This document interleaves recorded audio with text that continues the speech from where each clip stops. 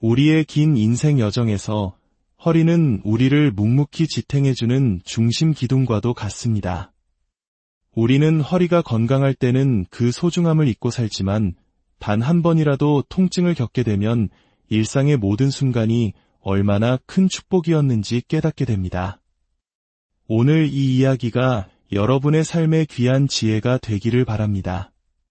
만약 이 내용이 도움이 되셨다면 구독과 공유를 통해 이 좋은 지식을 사랑하는 이들과 함께 나눠주시는 것은 어떨까요? 여러분과 여러분의 가정에 하나님의 은혜와 평강이 늘 함께 하시기를 기원합니다. 자, 이제 우리의 소중한 척추, 그 깊은 이하 속으로 함께 들어가 보겠습니다. 최근 들어 허리병으로 고통받는 분들이 이렇게 늘어나는 걸까요? 많은 분들이 궁금해하고 또 걱정하십니다. 그 이유는 의외로 간단합니다. 바로 우리 인간의 수명이 크게 늘어났기 때문입니다. 나이가 들어 장수하게 되면 우리 몸의 기둥인 근골격계 질환은 피하기 어려운 숙제가 됩니다. 특히 세 군데가 문제인데 바로 허리, 무릎, 그리고 어깨입니다. 나이가 들면서 이 세 곳 중 한두 군데는 반드시 신호를 보내오기 시작합니다. 그래서 우리는 허리병에 대해 잘 알아야만 합니다. 첫째, 나이가 들면 누구나 겪을 수 있는 자연스러운 과정이라는 것을 이해해야 합니다.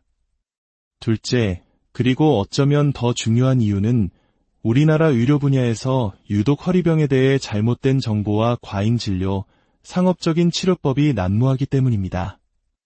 마치 주식에 대해 잘 모르고 투자하면 큰 손해를 보는 것과 같습니다. 하지만 주식은 모르면 투자를 안 하면 그만입니다. 그러나 허리병은 나는 허리병에 대해 몰라도 되라고 외면할 수 있는 문제가 아닙니다. 나이가 들면 모두에게 찾아오는 손님과 같기 때문이죠. 잘못된 정보에 속아 불필요한 수술을 받고 뒤늦게 후회해도 한번 망가진 허리는 예전으로 되돌리기 어렵습니다. 오늘 저는 여러분이 허리병이라는 거대한 산 앞에서 길을 잃지 않도록 명확한 지도를 그려드리고자 합니다. 오늘 우리가 함께 살펴볼 허리병의 전체적인 윤곽은 다음과 같습니다. 허리 통증, 즉 요통은 크게 두 가지로 나뉩니다. 첫 번째는 단순 요통입니다. 이는 우리가 두 발로 걷고 생활하면서 누구나 겪을 수 있는 통증입니다. 잠을 잘못 자고 일어났을 때, 무거운 물건을 들었을 때, 허리를 숙여 머리를 감을 때 뻐근함을 느끼는 것들이 바로 여기에 해당합니다. 두 번째는 질병으로 인한 병적인 요통입니다. 이것이 오늘 우리가 집중적으로 탐구할 주제입니다. 병적인 요통을 일으키는 대표적인 질환은 크게 네 가지가 있습니다. 첫 번째는 여러분이 가장 먼저 떠올리실 허리 디스크입니다. 아마 오늘 이야기의 절반 이상을 이 디스크에 할애할 것입니다. 디스크의 진단과 치료 원칙을 제대로 이해하면 다른 척추 질환들은 훨씬 쉽게 이해할 수 있기 때문입니다. 두 번째는 척추관 협착증입니다. 디스크만큼이나 어쩌면 나이 드신 분들에게는 더 흔하게 나타나는 질환입니다. 세 번째는 측만증입니다. 주로 10대 자녀를 둔 부모님들의 가장 큰 관심사 중 하나이죠. 그리고 마지막 네 번째는 노년기에 가장 두려워하는 질환, 바로 골다공증으로 인한 요통입니다. 그리고 강의 마지막에는 이 모든 허리병을 우리 삶 속에서 어떻게 예방할 수 있는지 그 구체적인 예방 방법에 대해 말씀드리겠습니다. 자, 그럼 먼저 단순 요통부터 가볍게 짚고 넘어가겠습니다. 왜 어떤 사람은 허리가 튼튼하고 어떤 사람은 늘 허리가 아프다고 할까요? 그 차이는 바로 강한 허리와 약한 허리의 개념에서 나옵니다. 그리고 강한 허리와 약한 허리를 가르는 결정적인 차이는 바로 허리 근육의 힘에 있습니다. 허리 근육이 튼튼한 사람은 단순 요통을 잘 겪지 않습니다. 어떻게 하면 이 허리 근육을 강화하여 강한 허리를 만들 수 있는지는 잠시 후에 예방 파트에서 자세히 다루겠습니다. 이제 본격적으로 병적인 요통, 그 중에서도 가장 많은 오해와 두려움을 낳는 허리 디스크에 대해 깊이 파고들어 보겠습니다. 만약 당신이나 당신의 가족이 허리 디스크라는 진단을 받는다면 가장 먼저 무엇이 궁금하시겠습니까? 제가 100명의 환자분들께 직접 물어보았습니다. 그 결과 사람들의 궁금증은 놀랍도록 비슷했습니다. 첫 번째, 100%의 모든 분이 물어본 질문입니다. 수술해야 하나요? 디스크라는 말만 들어도 덜컥 겁부터 나는 것이 우리들의 솔직한 마음입니다. 두 번째 질문은 수술 말고 다른 방법은 없나요? 입니다. 어떻게든 수술은 피하고 싶은 마음이 담겨 있죠. 세 번째는 이 병 완치가 되나요? 평생 이렇게 아프게 살아야 하나요? 라는 미래에 대한 불안감입니다. 네 번째는 어떤 병원, 어떤 의사를 찾아가야 가장 좋을까요? 라는 막막함입니다. 그리고 다섯 번째는 의외의 질문이었습니다. 제가 정말 디스크가 맞나요? 혹시 오지는 아닐까요? 라는 진단 자체에 대한 의문입니다. 이 5가지 질문을 나침반 삼아 허리 디스크라는 미로를 함께 헤쳐나가 보겠습니다. 먼저 5번째 질문, 내가 정말 디스크가 맞나? 부터 시작하겠습니다. 이 질문 속에는 디스크에 대한 우리 사회의 깊은 오해가 깔려 있습니다. 허리가 아프면 무조건 디스크다. 디스크는 꼭 수술해야 낫는다. 최신 레이저나 고주파 시술을 받으면 감쪽같이 낫는다. 와 같은 잘못된 믿음들 말입니다. 한 신문사 조사에 따르면 우리나라 사람들이 가장 무서워하는 병 1위는 암, 2위는 고혈압, 그리고 3위가 바로 디스크였습니다. 허리 통증에 대한 막연한 공포가 디스크를 필요 이상으로 무서운 병으로 만든 것입니다. 그렇다면 디스크란 정확히 어떤 병일까요? 우리 척추는 뼈와 뼈 사이에 디스크라는 말랑말랑한 쿠션이 끼어 있는 구조입니다. 이 쿠션 덕분에 우리는 허리를 부드럽게 움직이고 충격을 흡수할 수 있습니다. 그런데 어떤 원인으로 인해 이 착한 역할을 하던 디스크가 제자리에서 튀어나와 바로 뒤에 있는 신경을 누르게 되는 것, 이것이 바로 허리 디스크의 정확한 명칭인 추간판 탈출증입니다. 디스크의 증상은 명확합니다. 병이 허리에 있으니 당연히 허리가 아픕니다. 하지만 더 중요한 증상은 눌린 신경을 따라 엉덩이, 허벅지, 종아리, 심지어 발까지 저리고 아픈 방사통입니다. 놀랍게도 어떤 분들, 특히 젊은 학생들은 허리 통증은 거의 없이 다리 통증만 호소하기도 합니다. 그렇다면 이 디스크는 왜 생기는 걸까요? 한때는 나이가 들어 생기는 퇴행성 질환이라고 생각했습니다. 하지만 10대, 20대에서도 디스크는 발생합니다.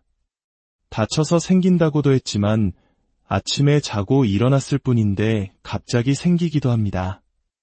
현재 의학계의 결론은 정확한 원인은 아직 복합적이라는 것입니다. 노화, 잘못된 생활습관, 면역 반응 등 여러 요인이 겹쳐서 발생한다고 추정할 뿐입니다. 모를 때는 모른다고 겸손하게 인정하는 것이 과학의 출발점입니다. 이제 진단 이야기로 넘어가 보겠습니다. 디스크를 확진하기 위해서는 정밀 검사가 필요합니다.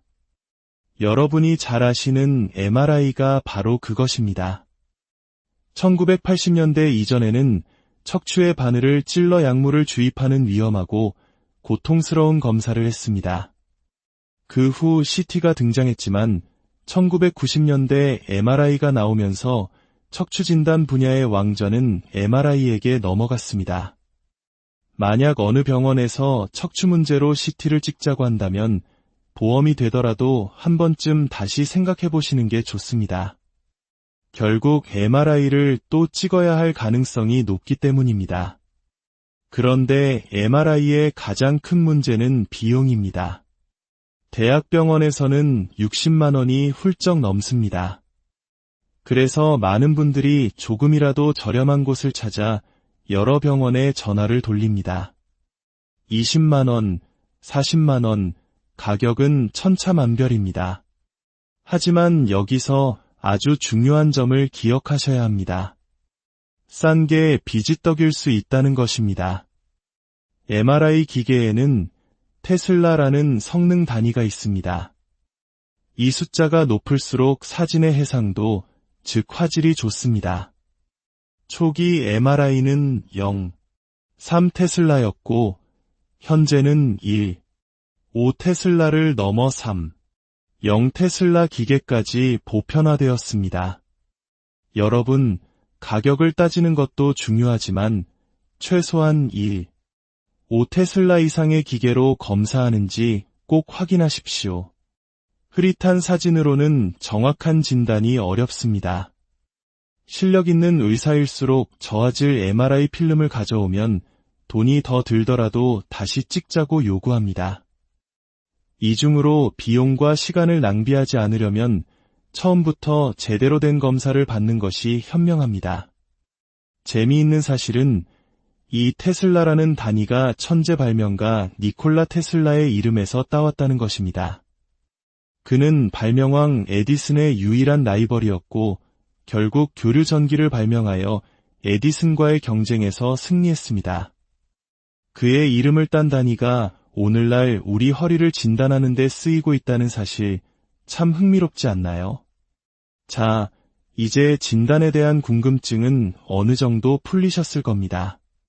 그렇다면 가장 중요한 치료 이야기로 넘어가 보겠습니다.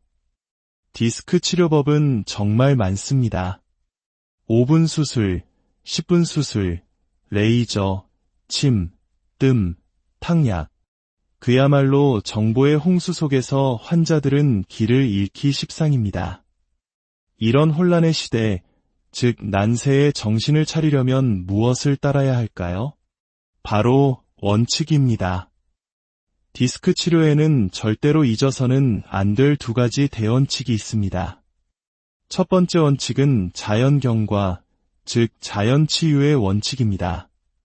두 번째 원칙은 검증의 원칙입니다. 이 두 가지 원칙은 비단 디스크뿐만 아니라 모든 척추질환, 나아가 여러분과 가족이 겪을 수 있는 모든 질병에 적용되는 황금률이니 반드시 기억해 주십시오. 먼저 자연치유에 대해 알아보겠습니다. 병에 걸렸는데 치료를 안 하다니 말이 되나? 라고 생각하실 수 있습니다. 하지만 어떤 치료를 시작하기 전에 이 병을 그냥 두면 어떻게 될까? 를 아는 것은 매우 중요합니다. 예를 들어 위암은 치료하지 않으면 1년 안에 사망에 이릅니다. 반드시 치료해야 합니다. 맹장염도 터지면 복막염으로 위험해지니 수술해야 합니다. 하지만 감기는 어떻습니까? 약을 먹으면 7일, 안 먹으면 일주일이라는 우스갯소리가 있듯이 대부분 저절로 낫습니다.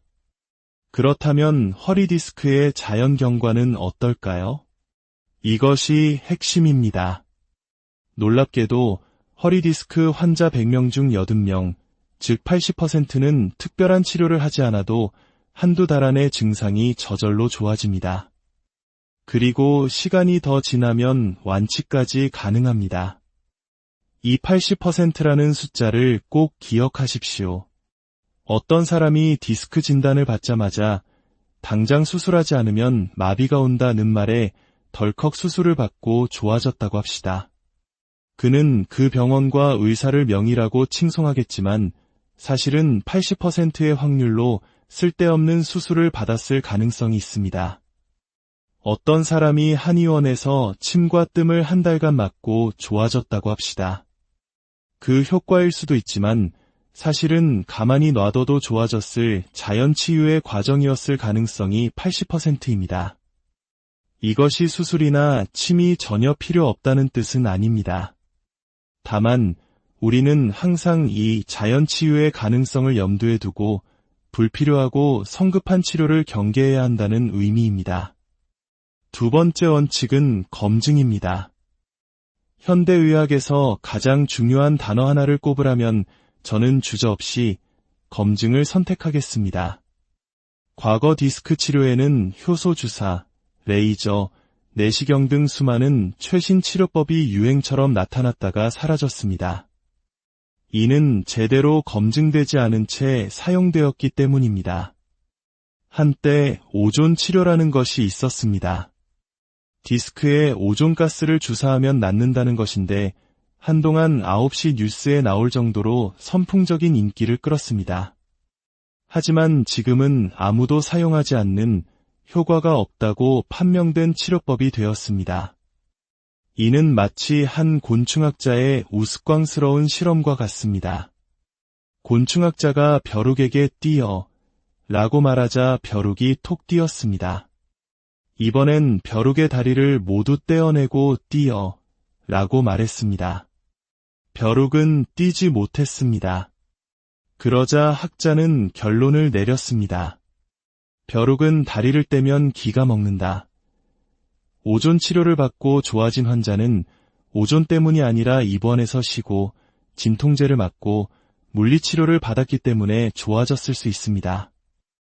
원인이 검증되지 않은 치료는 저 어리석은 결론과 다를 바가 없습니다. 어떤 분들은 이런 검증이 융통성 없는 서양의학에 편협한 사고방식이라고 비판합니다.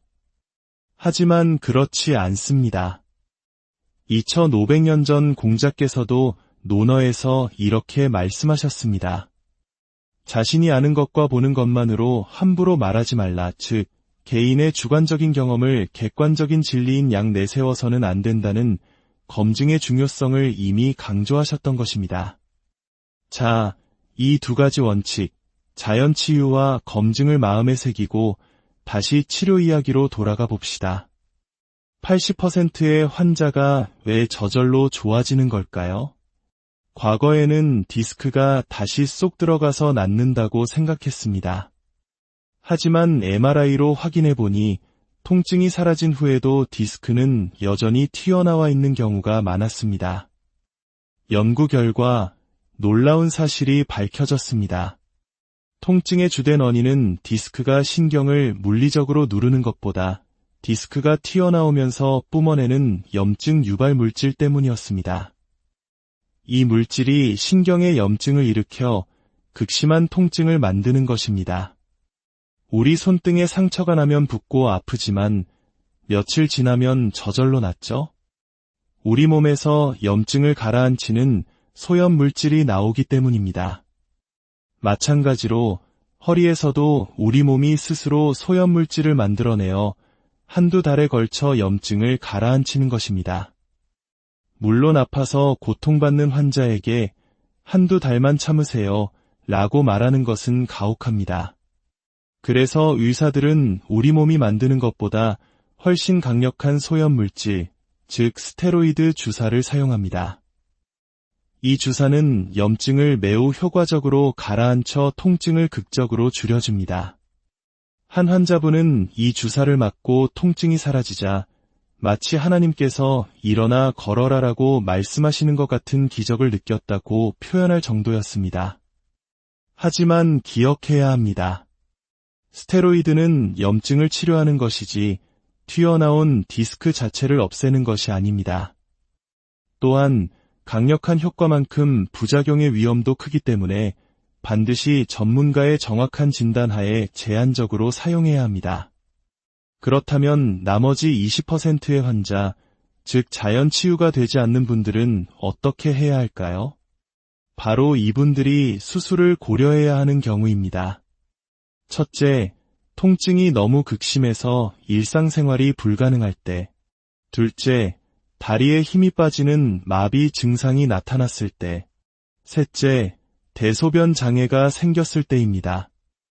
이 세 가지 경우는 응급 상황으로 주저없이 수술을 받아야 합니다. 이제 두 번째 질환, 척추관 협착증으로 넘어가 보겠습니다. 이 병은 주로 50대 이후에 나타나는 대표적인 퇴행성 질환입니다. 디스크와 협착증의 가장 큰 차이는 자세에 따른 통증입니다. 디스크는 앉아있거나 허리를 숙이면 아프고 서거나 걸으면 오히려 편해집니다. 반면 협착증은 정반대입니다. 가만히 있을 땐 괜찮다가 걷기 시작하면 다리가 터질 듯이 아파서 주저앉게 됩니다.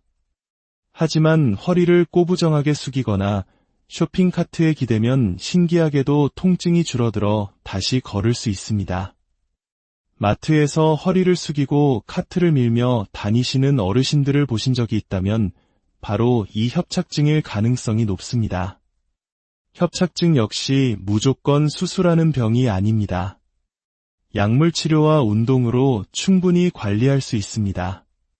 하지만 걷는 거리가 점점 짧아져 5분도 채 걷지 못하게 된다면 그때는 수술을 통해 좁아진 신경관을 넓혀주는 것을 고려해야 합니다. 세 번째, 측만증입니다. 이 병은 척추가 C자나 S자로 휘는 병으로 주로 성장이 활발한 10대 청소년기에 발견됩니다. 많은 부모님들이 우리 아이 자세가 나빠서 그런가요? 라고 물으시지만 대부분의 측만증은 원인을 알 수 없는 특발성입니다. 즉, 아이의 잘못된 자세나 습관 탓이 아닙니다. 측만증에 대한 가장 큰 오해는 교정치료로 이를 바로 펼 수 있다는 믿음입니다. 안타깝게도 밖에서 아무리 누르고 당겨도 몸속 깊은 곳의 뼈가 흰 것을 바로잡을 수는 없습니다. 네모난 얼굴형을 갸름하게 만들려고 매일 얼굴을 누르는 것보다 더 불가능한 일입니다. 대부분의 측만증은 더 이상 나빠지지 않고 성장이 멈추면 그대로 멈춥니다. 문제가 되는 것은 40도 이상 심하게 휘어서 계속 진행하는 경우뿐이며 이때만 수술을 고려합니다. 세계적인 첼리스트 요요마나 유명 골프 선수 스테이시 루이스도 측만증 수술을 받았지만 세계 최고 수준의 활동을 하는데 아무런 지장이 없습니다. 그러니 측만증 진단을 받더라도 너무 불안해하지 마시고 검증되지 않은 교정치료에 시간과 돈을 낭비하지 마십시오. 마지막으로 골다공증입니다. 뼈에 구멍이 숭숭 뚫려 약해지는 병으로 특히 폐경 이후 여성에게 흔하게 찾아옵니다. 골다공증 자체는 통증이 없지만 약해진 뼈가 사소한 충격에도 쉽게 부러지는 골절이 문제입니다. 손목, 척추, 고관절 골절은 노년의 삶의 질을 급격히 떨어뜨리고 우울증을 유발하는 주범입니다. 골다공증을 예방하는 3가지 방법이 있습니다. 첫째, 운동입니다. 뼈를 튼튼하게 하는 가장 좋은 운동은 땅을 쾅쾅 디디며 걷는 것입니다. 땅을 디딜 때 발생하는 충격이 뼈를 만드는 공장을 자극하기 때문입니다. 특히 햇볕을 쬐며 걸으면 피부에서 비타민 D가 합성되어 칼슘 흡수를 도와 효과가 배가 됩니다. 둘째, 식사입니다. 뼈의 재료가 되는 칼슘과 단백질이 풍부한 음식을 충분히 섭취해야 합니다. 젊은 시절 아름다움을 위해 무리한 다이어트를 하는 것은 미래의 자기 뼈를 갉아먹는 것과 같습니다. 20대, 30대에 뼈를 최대한 튼튼하게 만들어 놓아야 나이가 들어 뼈가 약해져도 여유가 있습니다. 셋째, 약물입니다. 골밀도 검사 후 필요하다면 의사의 처방에 따라 약물 치료를 받는 것이 중요합니다. 자, 이제 이 모든 허리병을 아우르는 최종 예방 방법에 대해 말씀드리겠습니다. 예방법은 크게 운동과 생활습관, 2가지 기둥으로 이루어져 있습니다. 운동에는 허리 자체를 강화하는 운동과 일반 스포츠가 있습니다. 등산, 조깅, 수영, 자전거 등 어떤 스포츠든 좋습니다. 단, 반드시 허리 운동을 병행해야 한다는 전제 조건이 붙습니다. 허리 운동은 다시 근력 운동과 유연성 운동으로 나뉩니다. 우리 허리는 돛담배와 같습니다. 배 앞쪽의 복근과 뒤쪽의 신전근이 돛대의 앞뒤 밧줄처럼 균형을 이루어야 합니다. 이 두 근육을 함께 강화하는 것이 근력 운동입니다. 유연성 운동, 즉 스트레칭은 허리를 부드럽게 만들어 부상을 방지합니다. 젊을 때는 근력 운동 비중을 높게, 나이가 들수록 유연성 운동의 비중을 높여가는 것이 현명합니다. 가장 중요한 것은 기성복이 아닌 맞춤복처럼 운동해야 한다는 것입니다. 남에게 좋다고 해서 나에게도 좋은 운동은 아닙니다. 여러 운동을 시도해보고 통증을 유발하지 않는 나만의 맞춤 운동 프로그램을 만드십시오. 그것이 가장 안전하고 효과적인 방법입니다. 다음은 생활 습관입니다. 허리의 가장 나쁜 습관은 무엇일까요? 바로 쪼그려 앉는 습관입니다. 이것은 한국인, 특히 우리 어머니, 할머니 세대의 허리를 망가뜨린 주범입니다. 평생을 밭에 쪼그려 앉아 일하고 방바닥에 쪼그려 앉아 나무를 다듬다 보면 허리를 꼿꼿이 펴주는 뒤쪽 근육이 모두 망가져버립니다. 그 결과 허리가 앞으로 굽는 요부변성 후만증, 즉 꼬부랑 할머니 병이 생기는 것입니다. 이 병은 의자 생활을 하는 서양에는 아예 존재하지 않는 우리의 좌식 문화가 만든 슬픈 질병입니다. 농사일을 하시거나 바닥에서 일을 해야 한다면 15분에 한 번씩은 꼭 일어나서 허리를 펴는 스트레칭을 해주십시오. 작은 목욕탕 의자라도 놓고 앉아서 일하는 습관을 들이는 것이 좋습니다. 무거운 물건 들기, 아기를 앞으로 안아주기 등도 허리에 큰 부담을 주니 가급적 피하는 것이 현명합니다. 침대는 너무 딱딱한 것보다 편안한 것을, 베개는 낮은 것을 사용하십시오. 장시간 운전할 때는 1시간에 한 번씩 휴게소에 들러 스트레칭을 해주십시오. 제가 많은 것을 말씀드렸지만 마지막으로 드리고 싶은 가장 중요한 메시지가 있습니다. 허리에 대한 박사가 되려고 하지 마십시오. 의자 각도, 물건 드는 자세 하나하나에 강박적으로 집착하는 것은 오히려 스트레스를 유발해 허리에 더 해로울 수 있습니다. 가장 좋은 방법은 이렇습니다. 꾸준한 운동으로 튼튼하고 유연한 강한 허리를 만드십시오. 그리고 나서는 조금 대범하게 생활하십시오. 허리를 믿고 가끔은 손주도 번쩍 안아주고 자유롭게 움직이십시오. 나이가 들면서 찾아오는 약간의 통증은 오랜 세월 나를 지탱해준 허리가 보내는 자연스러운 신호로 너그럽게 받아들이는 여유 있는 마음가짐이야말로 최고의 허리병 예방약일 것입니다. 오늘 우리의 척추 건강을 위한 이 긴 여정에 함께 해주셔서 감사합니다. 이 지식이 여러분의 삶의 축복이 되어 건강과 평안을 가져다 주기를 소망합니다. 이 이야기가 당신에게 힘이 되었다면 구독과 공유를 통해 더 많은 분들과 이 소중한 지혜를 나눠주시길 부탁드립니다. 하나님의 크신 은총이 당신의 우리의 긴 인생 여정에서 허리는 우리를 묵묵히 지탱해주는 중심 기둥과도 같습니다. 우리는 허리가 건강할 때는 그 소중함을 잊고 살지만 단 한 번이라도 통증을 겪게 되면 일상의 모든 순간이 얼마나 큰 축복이었는지 깨닫게 됩니다. 오늘 이 이야기가 여러분의 삶의 귀한 지혜가 되기를 바랍니다. 만약 이 내용이 도움이 되셨다면 구독과 공유를 통해 이 좋은 지식을 사랑하는 이들과 함께 나눠주시는 것은 어떨까요? 여러분과 여러분의 가정에 하나님의 은혜와 평강이 늘 함께 하시기를 기원합니다. 자, 이제 우리의 소중한 척추, 그 깊은 이하 속으로 함께 들어가 보겠습니다. 최근 들어 허리병으로 고통받는 분들이 이렇게 늘어나는 걸까요? 많은 분들이 궁금해하고 또 걱정하십니다. 그 이유는 의외로 간단합니다. 바로 우리 인간의 수명이 크게 늘어났기 때문입니다. 나이가 들어 장수하게 되면 우리 몸의 기둥인 근골격계 질환은 피하기 어려운 숙제가 됩니다. 특히 세 군데가 문제인데 바로 허리, 무릎, 그리고 어깨입니다. 나이가 들면서 이 세 곳 중 한두 군데는 반드시 신호를 보내오기 시작합니다. 그래서 우리는 허리병에 대해 잘 알아야만 합니다. 첫째, 나이가 들면 누구나 겪을 수 있는 자연스러운 과정이라는 것을 이해해야 합니다.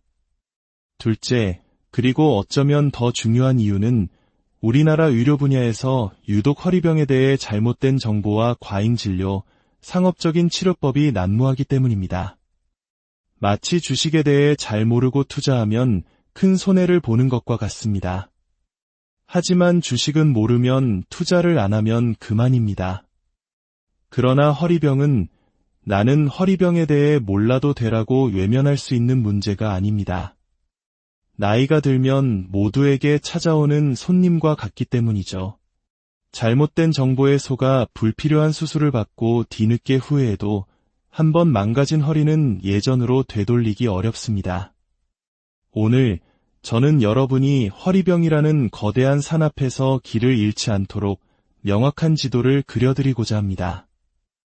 오늘 우리가 함께 살펴볼 허리병의 전체적인 윤곽은 다음과 같습니다. 허리 통증, 즉 요통은 크게 두 가지로 나뉩니다. 첫 번째는 단순 요통입니다. 이는 우리가 두 발로 걷고 생활하면서 누구나 겪을 수 있는 통증입니다.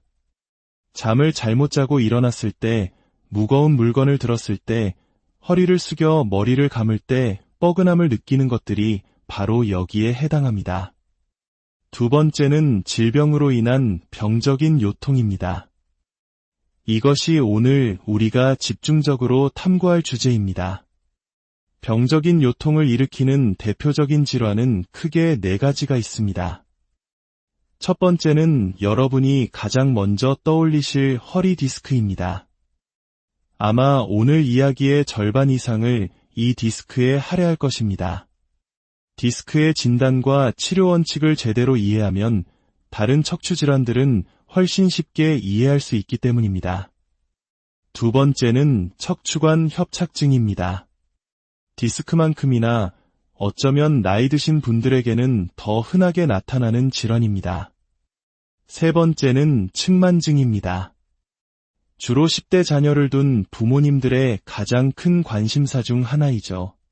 그리고 마지막 네 번째는 노년기에 가장 두려워하는 질환, 바로 골다공증으로 인한 요통입니다.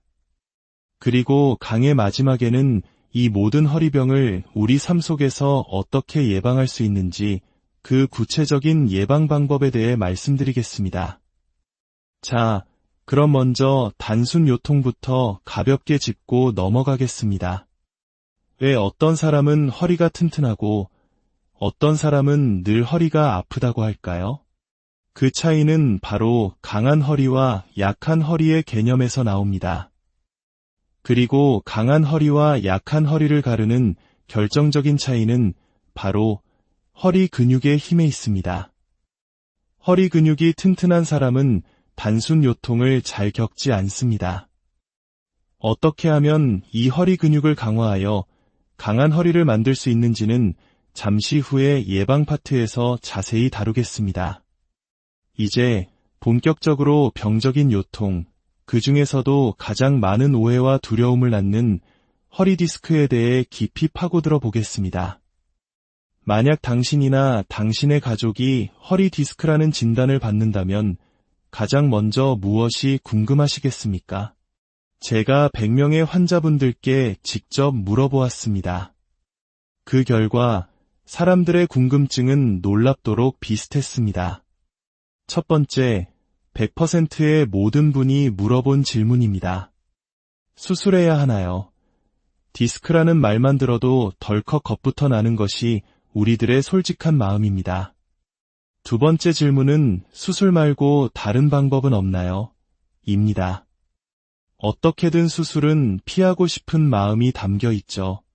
세 번째는 이 병, 완치가 되나요? 평생 이렇게 아프게 살아야 하나요? 라는 미래에 대한 불안감입니다. 네 번째는 어떤 병원, 어떤 의사를 찾아가야 가장 좋을까요? 라는 막막함입니다. 그리고 다섯 번째는 의외의 질문이었습니다.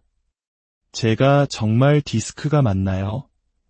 혹시 오진은 아닐까요? 라는 진단 자체에 대한 의문입니다. 이 5가지 질문을 나침반 삼아 허리 디스크라는 미로를 함께 헤쳐나가 보겠습니다. 먼저 5번째 질문, 내가 정말 디스크가 맞나? 부터 시작하겠습니다. 이 질문 속에는 디스크에 대한 우리 사회의 깊은 오해가 깔려 있습니다. 허리가 아프면 무조건 디스크다. 디스크는 꼭 수술해야 낫는다. 최신 레이저나 고주파 시술을 받으면 감쪽같이 낫는다. 와 같은 잘못된 믿음들 말입니다. 한 신문사 조사에 따르면 우리나라 사람들이 가장 무서워하는 병 1위는 암, 2위는 고혈압, 그리고 3위가 바로 디스크였습니다. 허리 통증에 대한 막연한 공포가 디스크를 필요 이상으로 무서운 병으로 만든 것입니다. 그렇다면 디스크란 정확히 어떤 병일까요? 우리 척추는 뼈와 뼈 사이에 디스크라는 말랑말랑한 쿠션이 끼어 있는 구조입니다. 이 쿠션 덕분에 우리는 허리를 부드럽게 움직이고 충격을 흡수할 수 있습니다. 그런데 어떤 원인으로 인해 이 착한 역할을 하던 디스크가 제자리에서 튀어나와 바로 뒤에 있는 신경을 누르게 되는 것, 이것이 바로 허리 디스크의 정확한 명칭인 추간판 탈출증입니다. 디스크의 증상은 명확합니다. 병이 허리에 있으니 당연히 허리가 아픕니다. 하지만 더 중요한 증상은 눌린 신경을 따라 엉덩이, 허벅지, 종아리, 심지어 발까지 저리고 아픈 방사통입니다. 놀랍게도 어떤 분들, 특히 젊은 학생들은 허리 통증은 거의 없이 다리 통증만 호소하기도 합니다. 그렇다면 이 디스크는 왜 생기는 걸까요? 한때는 나이가 들어 생기는 퇴행성 질환이라고 생각했습니다. 하지만 10대, 20대에서도 디스크는 발생합니다. 다쳐서 생긴다고도 했지만 아침에 자고 일어났을 뿐인데 갑자기 생기기도 합니다. 현재 의학계의 결론은 정확한 원인은 아직 복합적이라는 것입니다. 노화, 잘못된 생활습관, 면역 반응 등 여러 요인이 겹쳐서 발생한다고 추정할 뿐입니다. 모를 때는 모른다고 겸손하게 인정하는 것이 과학의 출발점입니다. 이제 진단 이야기로 넘어가 보겠습니다. 디스크를 확진하기 위해서는 정밀 검사가 필요합니다. 여러분이 잘 아시는 MRI가 바로 그것입니다. 1980년대 이전에는 척추의 바늘을 찔러 약물을 주입하는 위험하고 고통스러운 검사를 했습니다. 그 후 CT가 등장했지만 1990년대 MRI가 나오면서 척추 진단 분야의 왕좌는 MRI에게 넘어갔습니다. 만약 어느 병원에서 척추 문제로 CT를 찍자고 한다면 보험이 되더라도 한 번쯤 다시 생각해 보시는 게 좋습니다. 결국 MRI를 또 찍어야 할 가능성이 높기 때문입니다. 그런데 MRI의 가장 큰 문제는 비용입니다. 대학병원에서는 60만 원이 훌쩍 넘습니다. 그래서 많은 분들이 조금이라도 저렴한 곳을 찾아 여러 병원에 전화를 돌립니다. 20만 원, 40만 원, 가격은 천차만별입니다. 하지만 여기서 아주 중요한 점을 기억하셔야 합니다. 싼 게 비지떡일 수 있다는 것입니다. MRI 기계에는 테슬라라는 성능 단위가 있습니다. 이 숫자가 높을수록 사진의 해상도, 즉 화질이 좋습니다. 초기 MRI는 0, 3테슬라였고 현재는 1, 5테슬라를 넘어 3, 0테슬라 기계까지 보편화되었습니다. 여러분, 가격을 따지는 것도 중요하지만 최소한 1, 5테슬라 이상의 기계로 검사하는지 꼭 확인하십시오. 흐릿한 사진으로는 정확한 진단이 어렵습니다. 실력 있는 의사일수록 저화질 MRI 필름을 가져오면 돈이 더 들더라도 다시 찍자고 요구합니다. 이중으로 비용과 시간을 낭비하지 않으려면 처음부터 제대로 된 검사를 받는 것이 현명합니다. 재미있는 사실은 이 테슬라라는 단위가 천재 발명가 니콜라 테슬라의 이름에서 따왔다는 것입니다. 그는 발명왕 에디슨의 유일한 라이벌이었고 결국 교류 전기를 발명하여 에디슨과의 경쟁에서 승리했습니다. 그의 이름을 딴 단위가 오늘날 우리 허리를 진단하는 데 쓰이고 있다는 사실 참 흥미롭지 않나요? 자, 이제 진단에 대한 궁금증은 어느 정도 풀리셨을 겁니다. 그렇다면 가장 중요한 치료 이야기로 넘어가 보겠습니다. 디스크 치료법은 정말 많습니다. 5분 수술, 10분 수술, 레이저, 침, 뜸, 탕약. 그야말로 정보의 홍수 속에서 환자들은 길을 잃기 십상입니다. 이런 혼란의 시대, 즉 난세에 정신을 차리려면 무엇을 따라야 할까요? 바로 원칙입니다. 디스크 치료에는 절대로 잊어서는 안 될 두 가지 대원칙이 있습니다. 첫 번째 원칙은 자연경과, 즉 자연치유의 원칙입니다. 두 번째 원칙은 검증의 원칙입니다. 이 두 가지 원칙은 비단 디스크뿐만 아니라 모든 척추질환, 나아가 여러분과 가족이 겪을 수 있는 모든 질병에 적용되는 황금률이니 반드시 기억해 주십시오. 먼저 자연치유에 대해 알아보겠습니다. 병에 걸렸는데 치료를 안 하다니 말이 되나? 라고 생각하실 수 있습니다. 하지만 어떤 치료를 시작하기 전에 이 병을 그냥 두면 어떻게 될까? 를 아는 것은 매우 중요합니다.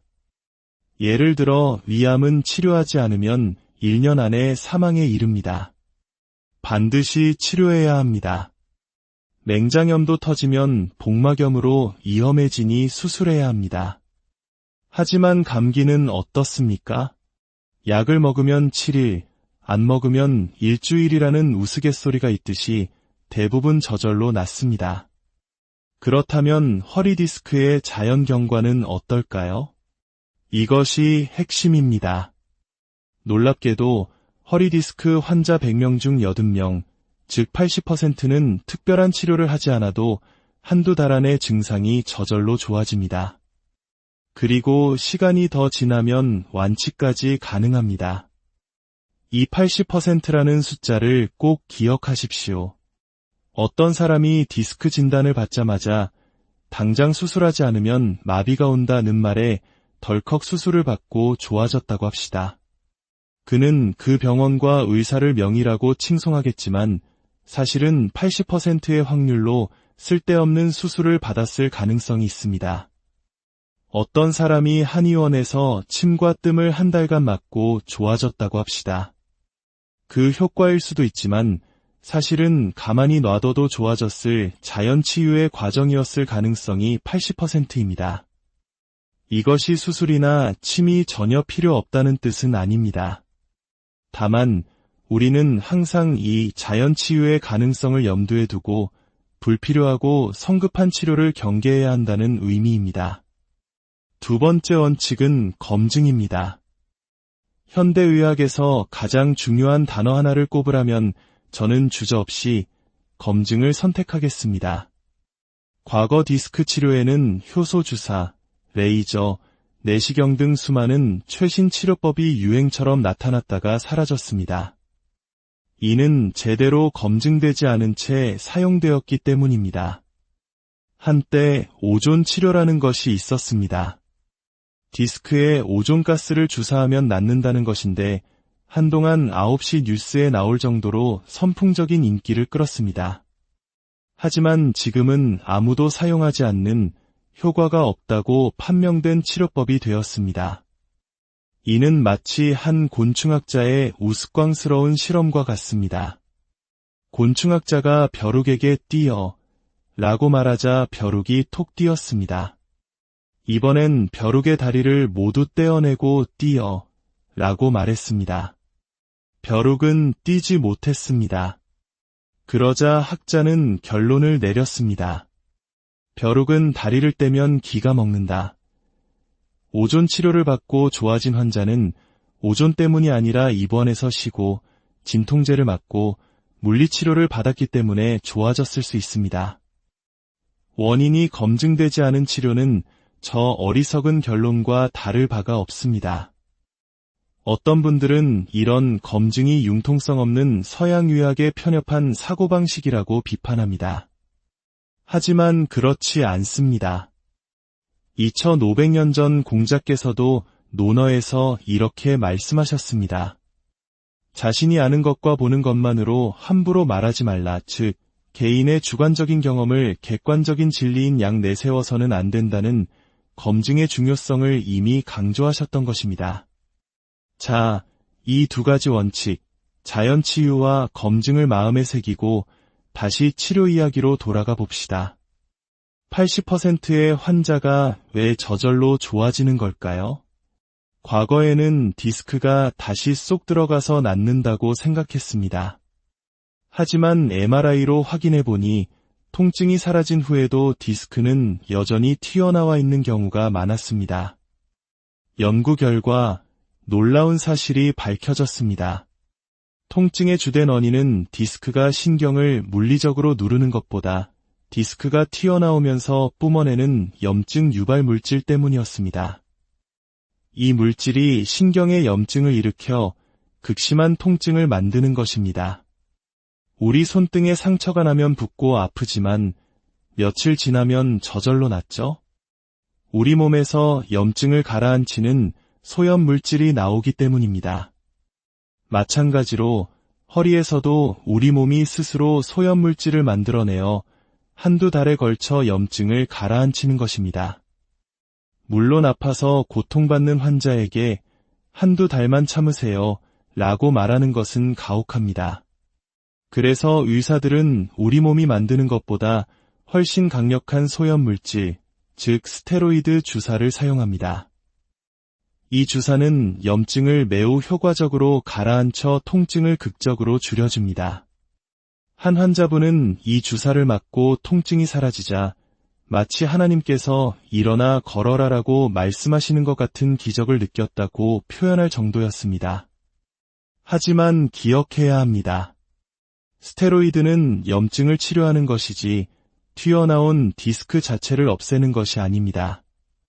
또한 강력한 효과만큼 부작용의 위험도 크기 때문에 반드시 전문가의 정확한 진단하에 제한적으로 사용해야 합니다. 그렇다면 나머지 20%의 환자, 즉 자연 치유가 되지 않는 분들은 어떻게 해야 할까요? 바로 이분들이 수술을 고려해야 하는 경우입니다. 첫째, 통증이 너무 극심해서 일상생활이 불가능할 때. 둘째, 다리에 힘이 빠지는 마비 증상이 나타났을 때. 셋째, 대소변 장애가 생겼을 때입니다. 이 세 가지 경우는 응급 상황으로 주저없이 수술을 받아야 합니다.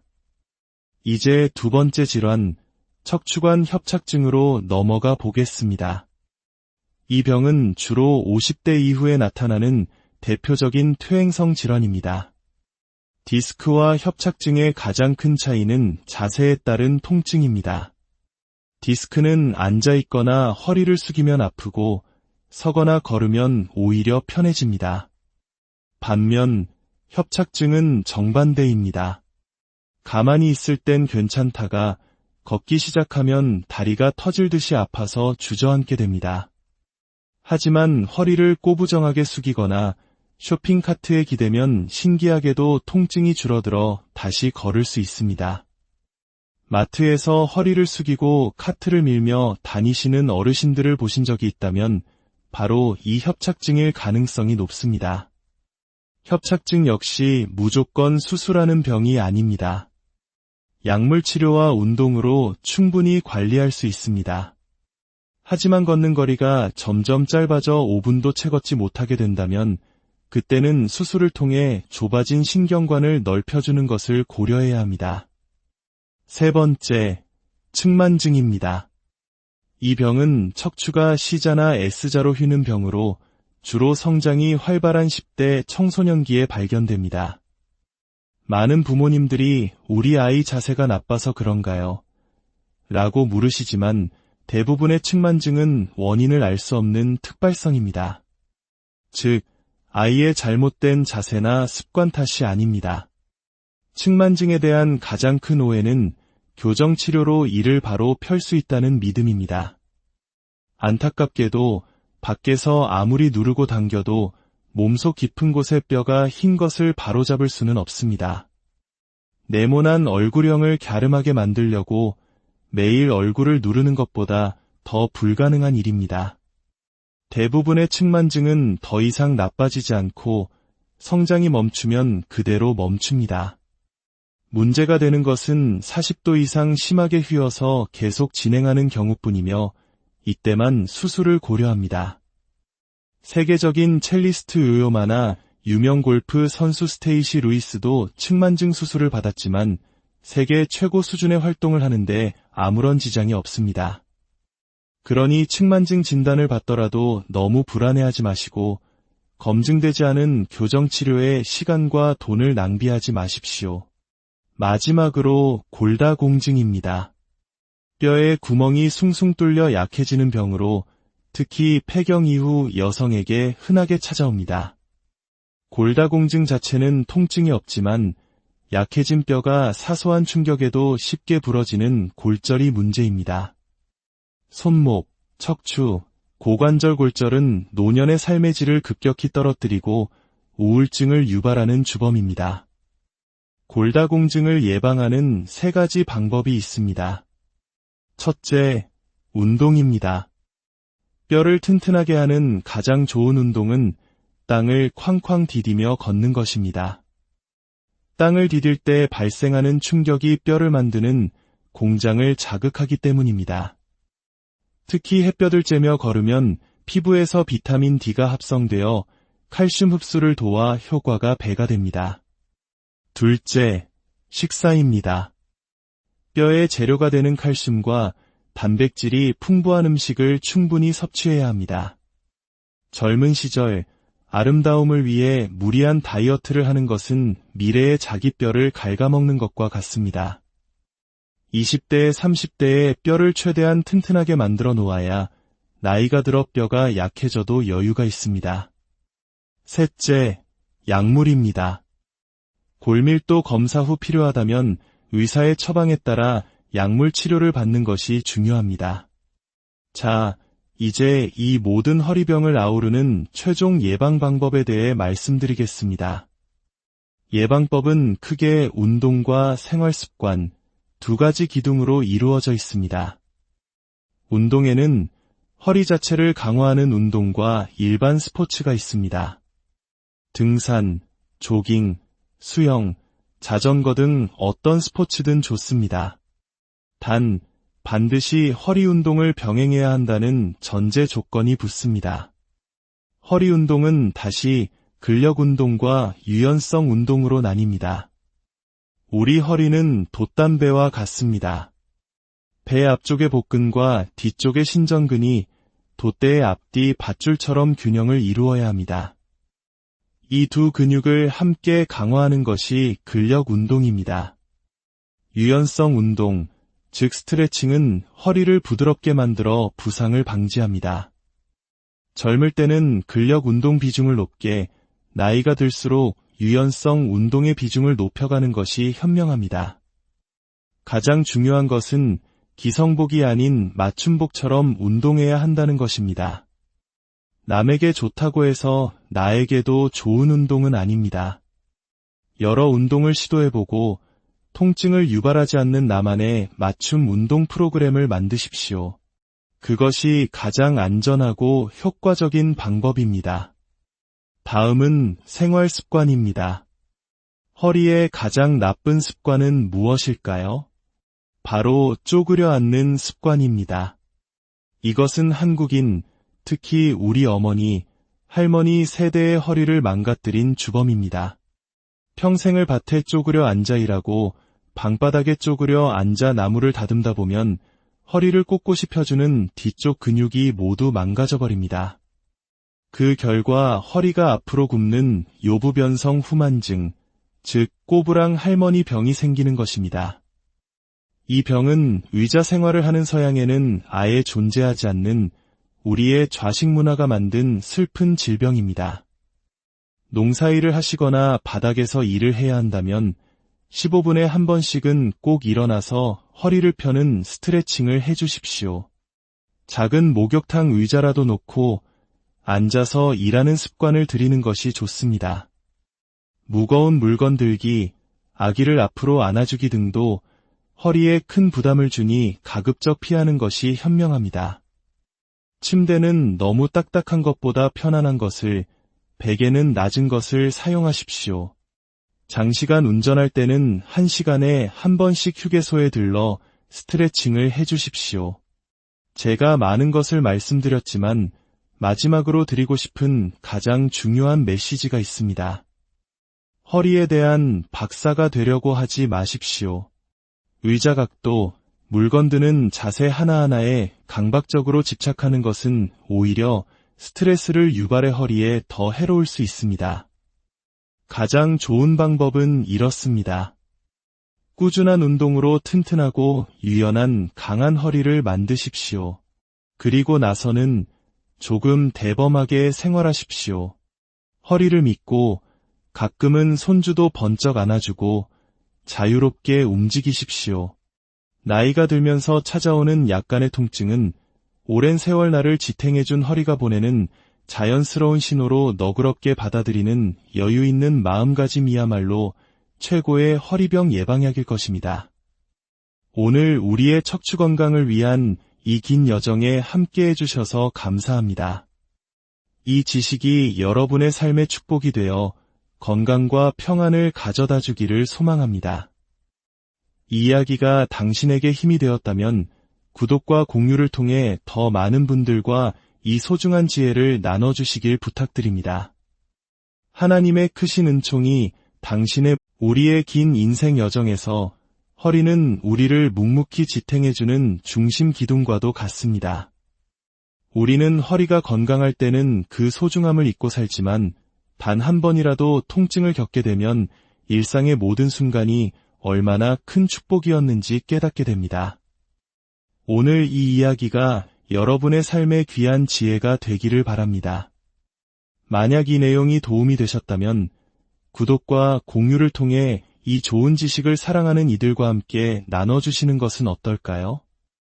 여러분과 여러분의 가정에 하나님의 은혜와 평강이 늘 함께 하시기를 기원합니다. 자, 이제 우리의 소중한 척추, 그 깊은 이하 속으로 함께 들어가 보겠습니다. 최근 들어 허리병으로 고통받는 분들이 이렇게 늘어나는 걸까요? 많은 분들이 궁금해하고 또 걱정하십니다. 그 이유는 의외로 간단합니다. 바로 우리 인간의 수명이 크게 늘어났기 때문입니다. 나이가 들어 장수하게 되면 우리 몸의 기둥인 근골격계 질환은 피하기 어려운 숙제가 됩니다. 특히 세 군데가 문제인데 바로 허리, 무릎, 그리고 어깨입니다. 나이가 들면서 이 세 곳 중 한두 군데는 반드시 신호를 보내오기 시작합니다.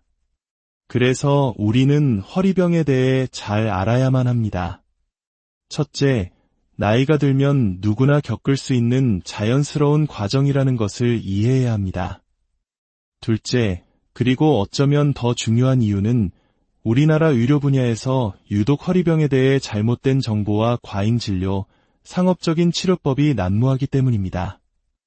마치 주식에 대해 잘 모르고 투자하면 큰 손해를 보는 것과 같습니다. 하지만 주식은 모르면 투자를 안 하면 그만입니다. 그러나 허리병은 나는 허리병에 대해 몰라도 되라고 외면할 수 있는 문제가 아닙니다. 나이가 들면 모두에게 찾아오는 손님과 같기 때문이죠. 잘못된 정보에 속아 불필요한 수술을 받고 뒤늦게 후회해도 한번 망가진 허리는 예전으로 되돌리기 어렵습니다. 오늘 저는 여러분이 허리병이라는 거대한 산 앞에서 길을 잃지 않도록 명확한 지도를 그려드리고자 합니다. 오늘 우리가 함께 살펴볼 허리병의 전체적인 윤곽은 다음과 같습니다. 허리 통증, 즉 요통은 크게 두 가지로 나뉩니다. 첫 번째는 단순 요통입니다. 이는 우리가 두 발로 걷고 생활하면서 누구나 겪을 수 있는 통증입니다. 잠을 잘못 자고 일어났을 때 무거운 물건을 들었을 때, 허리를 숙여 머리를 감을 때 뻐근함을 느끼는 것들이 바로 여기에 해당합니다. 두 번째,